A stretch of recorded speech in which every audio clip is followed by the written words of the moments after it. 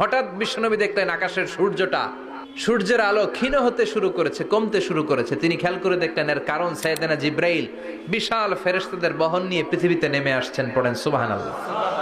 এসে বললেন, ইয়া রাসূলুল্লাহ, আমি 1,40,000 ফেরেশতা নিয়ে নেমে এসেছি। আপনি কি জানেন না, ঠিক একটু আগে মদিনাতে আপনার এক প্রিয় সাহাবা, তার নাম হচ্ছে মুআবিয়া ইবনে মুআবিয়া আল মুজানি, একটু আগে শেষ নিঃশ্বাস ত্যাগ করেছে।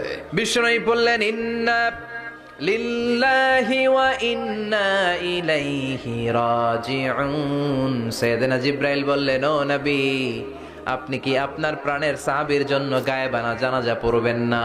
বিশ্বনবী বললেন, অবশ্যই পড়ব। সাহাবীদের মধ্যে ঘোষণা দিলেন, ও সাহাবারা, তোমাদের ভাই মুআবিয়া ইবনে মুআবিয়া আল মুজানি কিছুক্ষণ আগে মদিনাতে ইন্তেকাল করেছে। সবাই বাইরে বের হয়ে আসো, এই মাত্র আমরা এই মুহূর্তে আমরা গায়েবানা জানাজা পড়ব। বিশ্বনবী প্রথম কাতারে দাঁড়ালেন, হাজার হাজার সাহাবারা লাইন ধরে দাঁড়ালো। সাইয়েদনা জিব্রাইল 1,40,000 ফেরেশতা নিয়ে সাহাবাদের পেছনে 2টা লাইনে দাঁড়িয়ে গেলেন। প্রথম লাইনে 70,000, দ্বিতীয় লাইনে আরো 70,000, 1,40,000 ফেরেশতাদের বহর। আর সাহাবারা মিলে আল্লাহু আকবার বলে গায়েবানা জানাজা শুরু করলেন। নামাজ শেষ। বিশ্বনবী তো অবাক, ঘটনা কি? কোন সাহাবীর গায়েবানা জানাজায় তো ফেরেশতা নামে না আকাশের উপর থেকে। বিশ্বনবী জিজ্ঞেস করলেন, জিব্রাইল, কোন সাহাবীর গায়েবানা জানাজায় তোমরা আকাশ থেকে এত ফেরেশতার বহর নিয়ে নামো নাই? কি এমন আমল করেছে আমার মুআবিয়া?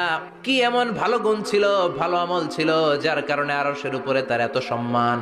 সাইয়েদনা জিব্রাইল বললেন, নবী, তেমন কোনো বড় আমল নয়, ছোট্ট একটা আমল, কিন্তু আমলটারে ভালোবেসেছে কে? আপনার এই প্রিয় সাহাবী হাঁটতে বসতে চলতে ফিরিতে সব সময় পড়তো কুল হুয়াল্লাহু আহাদ আল্লাহুস সামাদ লাম ইয়ালিদ ওয়া লাম ইউলাদ ওয়া লাম ইয়াকুল লাহু কুফুয়ান আহাদ। পড়েন আল্লাহু আকবার।